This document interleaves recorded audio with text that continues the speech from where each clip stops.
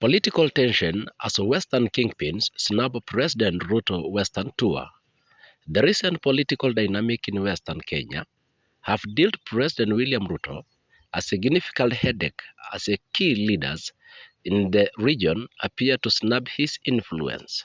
Ford Kenya leader Moses Wetangula and ANC Chief Musalia Mudavadi have reportedly distanced themselves from Ruto's political agenda, signaling a rejection in his stronghold.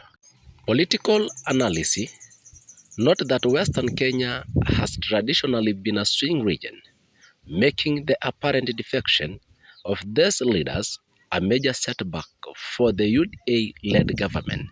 Sources indicate that both Wetangula and Mudavadi are consolidating their support bases independently, which could complicate Ruto strategies ahead of the 2027 general election.